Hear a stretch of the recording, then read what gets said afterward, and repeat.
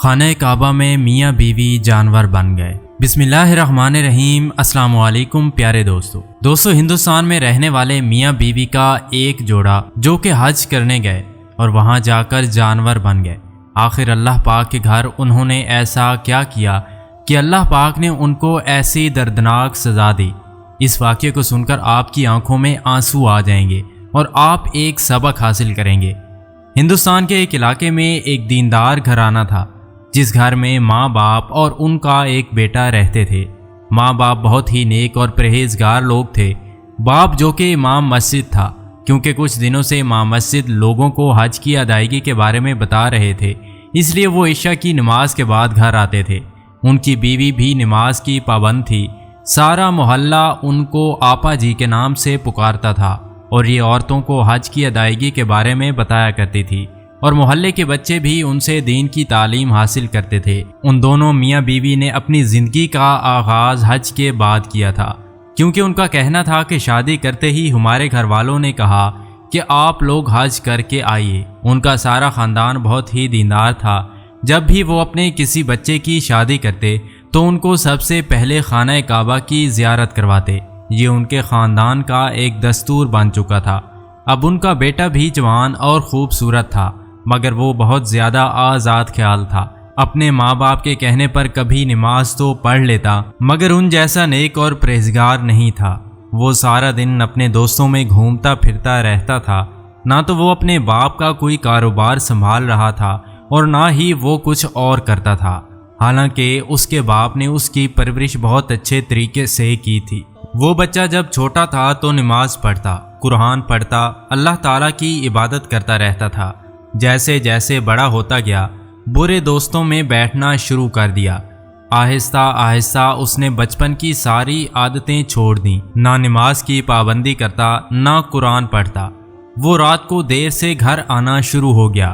اس کی حرکتوں کی وجہ سے اس کے ماں باپ بہت زیادہ پریشان رہنے لگے۔ ایک دن محلے کی ایک عورت ان کے گھر میں آئی اور جھجکتے ہوئے ادھر ادھر دیکھ رہی تھی۔ اس کی ماں نے اس عورت کو چائے کا پوچھا تو کہنے لگی، آپا جی میں کچھ کھانے پینے کے لیے نہیں آئی ہوں، بلکہ میں آپ سے کچھ کہنا چاہتی ہوں، اور جھجکتے ہوئے کچھ کہہ نہیں پا رہی تھی، کیونکہ سارا علاقہ جانتا تھا کہ یہ گھرانہ بہت ہی دیندار گھرانہ ہے۔ ان کا سارا خاندان بہت ہی نیک پرہیزگار ہے، اس لیے وہ عورت کچھ کہنے سے کترا رہی تھی۔ پھر اس لڑکے کی ماں نے کہا کہ بہن جی آپ کو جو کچھ کہنا ہے بلا جھجک کہیے۔ پھر وہ عورت ہمت کر کے کہنے لگی کہ مجھے آپ کے بیٹے کے بارے میں کچھ کہنا تھا۔ بیٹے کے نام سے وہ عورت ایک دم اس عورت کو دیکھنے لگی اور کہنے لگی کہ آپ کیا کہنا چاہتی ہیں؟ کیا ہوا ہے؟ میرے بیٹے نے آپ سے کچھ کہا ہے؟ وہ عورت کہنے لگی مجھے تو کچھ نہیں کہا، مگر وہ اپنے دوستوں کے ساتھ مل کر کچھ عجیب حرکتیں کرتا ہے۔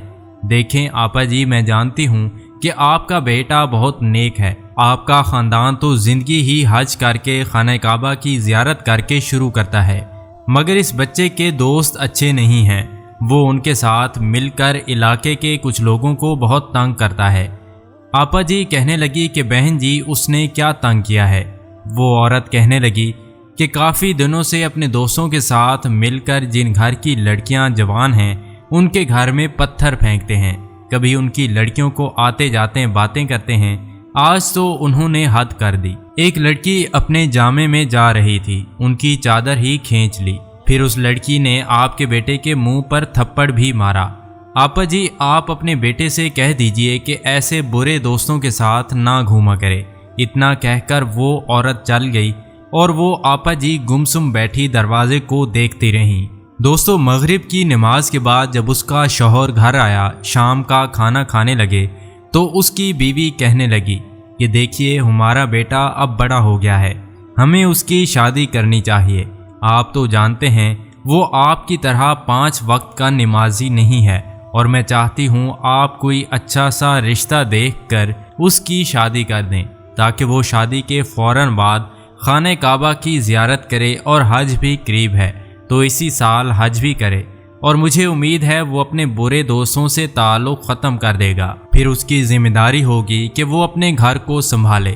انہوں نے اپنی بیوی کی ہاں میں ہاں ملائی اور کہنے لگے کہ ٹھیک ہے मैं अभी मसरूफ़ हूँ, आप खुद ही कहीं अच्छा सा रिश्ता देख लीजिए। फिर आपा जी ने किसी रिश्ते वाली को बुलाकर बोला कि आप मेरे बेटे के लिए किसी ऐसी जगह रिश्ता करवाएं जहाँ की लड़की बहुत खूबसूरत हो, दीनी हो, कुरान पाक की तालीम जानती हो। जैसे कहेंगे वैसे रकम अदा करूँगी, रिश्ता अच्छा होना चाहिए। रिश्ते वाली ने रिश्ते के लिए पैसे ले लिए और जैसे तैसे करके उसने रिश्ता करवा दिया। वो कहते हैं ना कि जोड़े तो आसमानों पर बनते हैं, जैसा शौहर वैसी बीवी। अब आपा जी ने उनकी शादी कर दी और दोनों मियाँ बीवी बहुत ज़्यादा खुश थे। अब वो दोनों मिलकर उनकी नई ज़िंदगी का आगाज़ करवाना चाहते थे। उनको हज पर भेजना था, मगर उनका बेटा और बहू कितने बदकिस्मत थे। जहाँ सारी दुनिया जाना चाहती थी, ये वहाँ पर जाना नहीं चाह रहे थे। उनकी बहू का ख्याल था कि अगर हमको कहीं भेजना चाहते हैं तो कहीं ऐसी जगह भेजें, लंदन भेजें, पेरिस भेजें। अभी तो सारी उम्र पड़ी है खाने काबा जाने को, हम बाद में भी जा सकते हैं। अस्तगफिरुल्लाह। मगर उनके बेटे को जब पता था अपने ख़ानदान का दस्तूर कि शादी के फ़ौरन बाद हमें खाने काबा की ज़ियारत करना होती है, जब उनकी माँ मुस्कुराते हुए कमरे में 2 टिकटें लेकर गई तो कहने लगी, बेटा आप दोनों बहुत खुशकिस्मत हैं, आपको हज करने की सआदत अल्लाह ताला ने दे दी है। जब हमारी भी शादी हुई थी तो हमें भी सबसे पहले हज करने की सआदत हासिल हुई और आप लोगों को भी हज करने की सआदत हासिल हो रही है, वरना ज़्यादातर हमारे ख़ानदान वालों को पहले उम्रा ही करना पड़ा। अब आप लोग अपनी पैकिंग कर लीजिए। वो दोनों मियाँ बीवी अपना सामान लिए एयरपोर्ट पर पहुँच चुके थे। जहाज़ पर सवार हुए।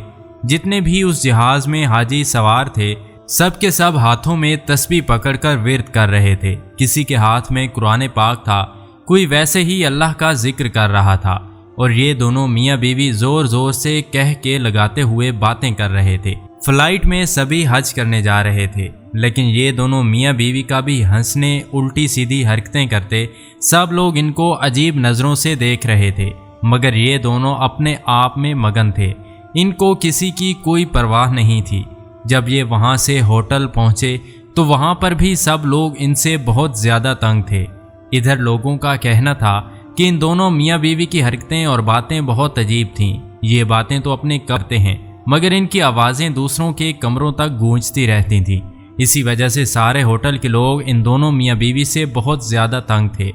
इधर के लोगों का कहना तो ये था कि दोनों मियाँ बीवी बहुत ज़्यादा बदतमीज़ और बद इखलाक थे। उसकी बीवी तो पर्दे में ही थी, मगर पर्दे में भी वो बेपर्दा लग रही थी। उसका पर्दा ना होने के बराबर था। उसने लिबास भी ऐसा पहना हुआ था कि लग ही नहीं रहा था कि ये यहाँ हज करने आए हुए हैं। और जो उसने ऊपर बुर्का पहना हुआ था वो इस कदर चुस्त था कि उस लड़की के हर जिस्म का हिस्सा वाज़े तौर पर दिखाई दे रहा था।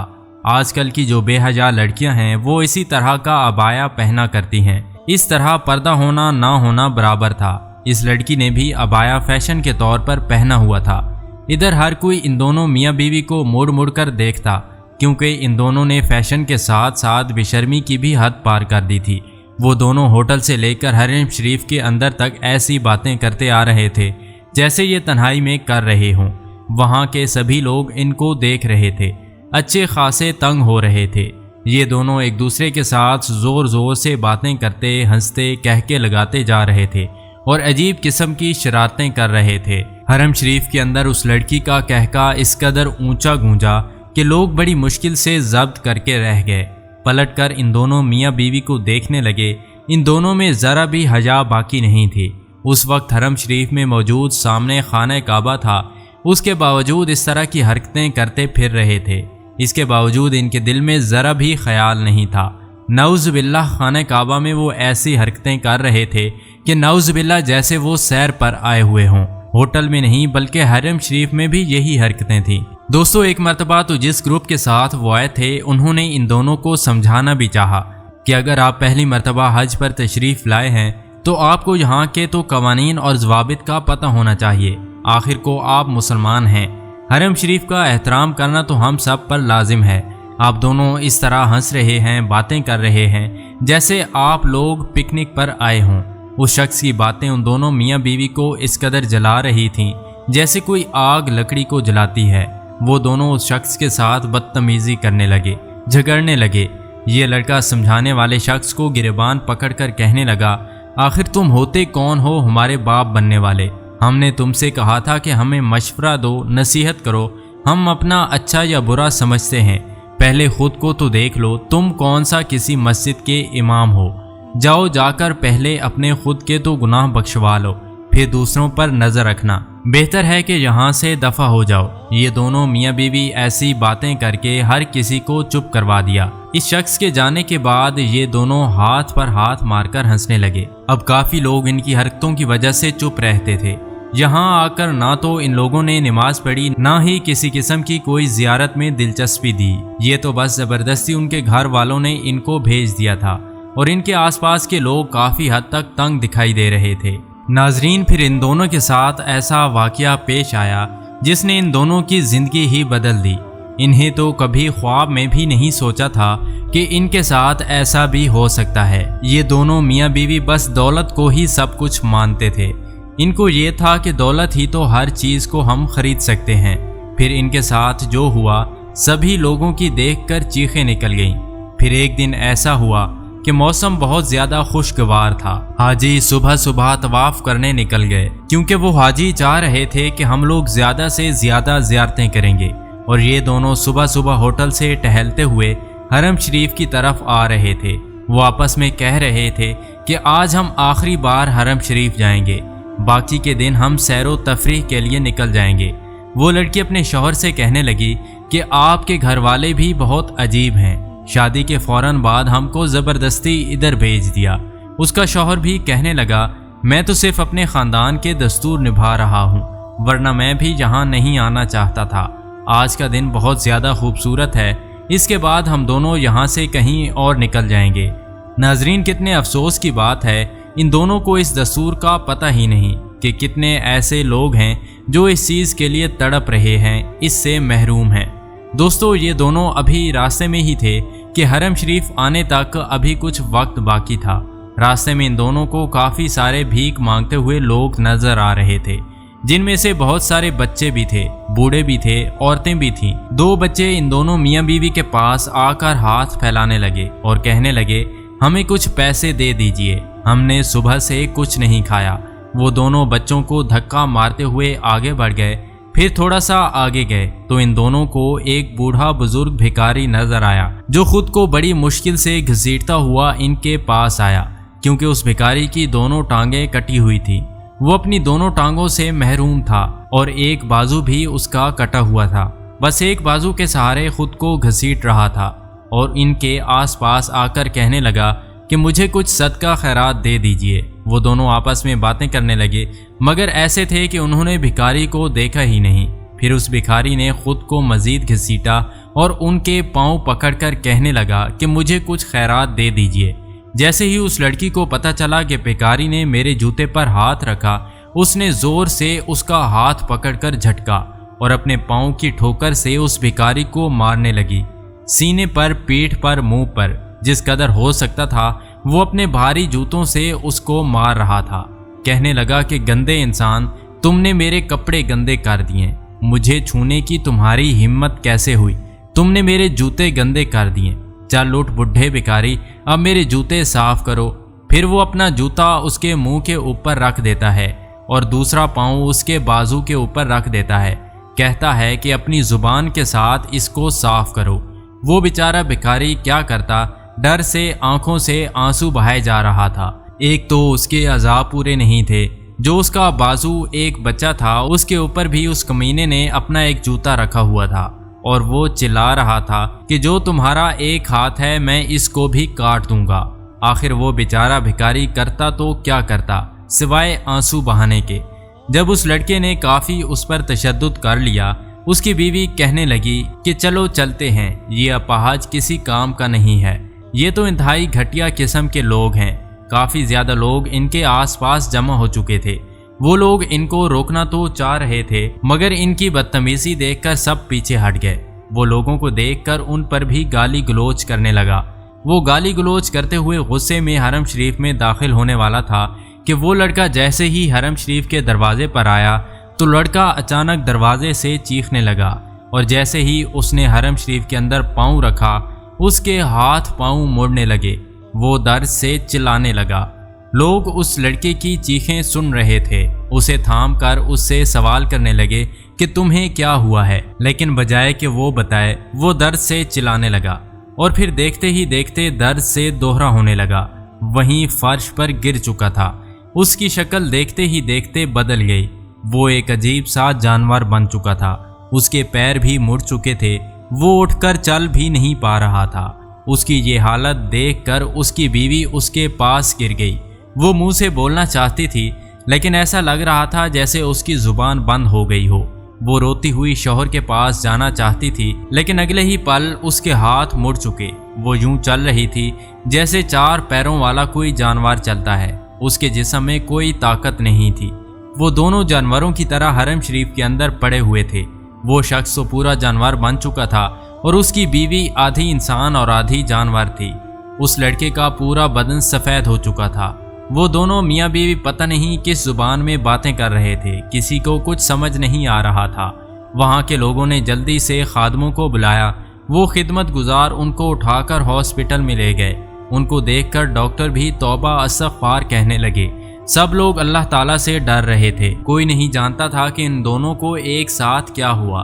ان دونوں کے ساتھ آئے ہوئے قافلے والے لوگ یہی کہہ رہے تھے کہ ان پر اللہ کا عذاب نازل ہوا ہے۔ کچھ گھنٹوں کے بعد وہ دونوں میاں بیوی عبرت کا نشان بن گئے۔ وہ ایسے ہی دونوں میاں بیوی تڑپ تڑپ کر مر چکے تھے۔ سارے مکہ والے لوگ ان کو دیکھنے آ رہے تھے، لوگ توبہ استغفار کرتے جا رہے تھے۔